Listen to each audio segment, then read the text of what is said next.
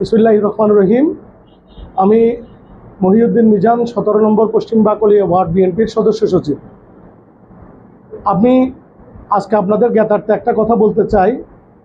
আজকে আমরা আমাদের চট্টগ্রাম 9 আসনের মাননীয় সংসদ সদস্য আবু সুফিয়ান ভাইয়ের নির্দেশ মোতাবেক উনি যে চাউল বিতরণ করছেন প্রত্যেকজনকে 10 কেজি করে, আমরা এই চাউলগুলো প্রথম দিন আমরা আবু সুফিয়ান ভাইকে দিয়ে 207 জনকে আমরা বিতরণ করেছি।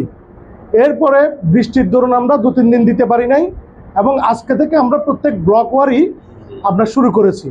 তো তারই ধারাবাহিকতায় আমরা আজকে আমাদের 5 নম্বর ব্লকে হাফেজ টাওয়ারের নিচে আমাদের বি ইউনিটের বাংলাদেশ জাতীয়তাবাদী দল বিএনপির আহ্বায়ক আলাউদ্দিন ভাই এবং সদস্য সচিব আবু তাহেরের নেতৃত্বে আমরা ওয়ার্ড কমিটি ওখানে ওই ব্লকে যে 30টা প্যাকেট বরাদ্দ হয়েছে সুফিয়ান ভাইয়ের পক্ষ থেকে ওটা বিতরণ করতে যাই।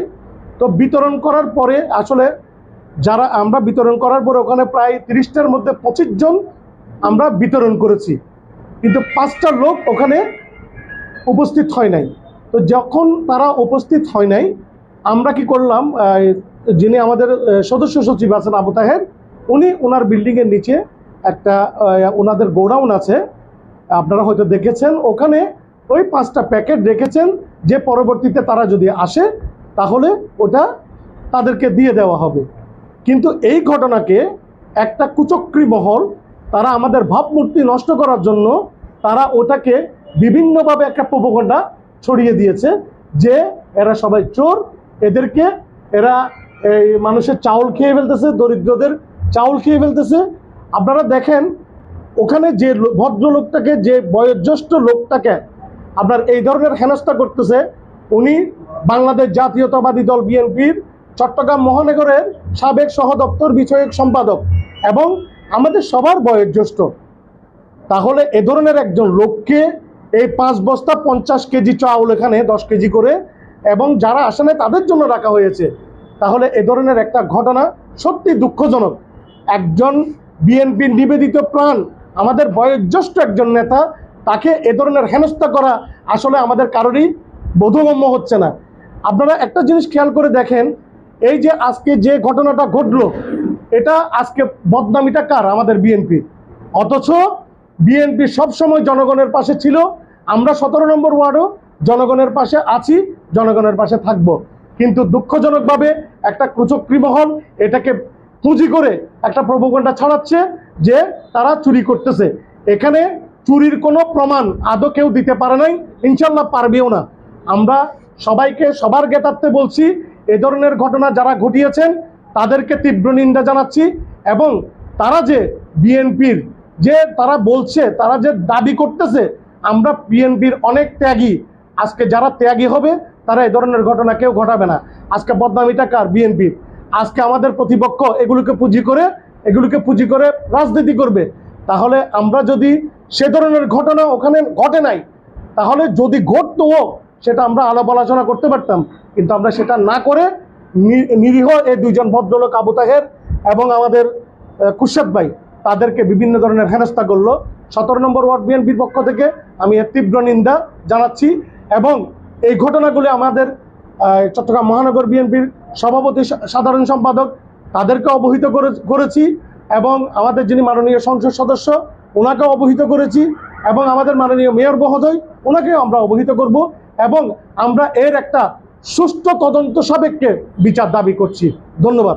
রহিম, আজকে পশ্চিম বাংলার 17 নম্বর ওয়ার্ড বিএনপির কর্তৃক মাননীয় সংসদ সদস্য জনাব আবু সুফিয়ানের দেওয়া ত্রাণের চাউল বিতরণ উপলক্ষে আজকে যে আমাদের 5 নম্বর ব্লকের চাউল দেওয়ার একটা প্রোগ্রাম কর্মসূচি নির্ধারিত ছিল, ওয়ার্ড নেতৃবৃন্দ সহ আমাকে সেখানে যেতে হয়েছে।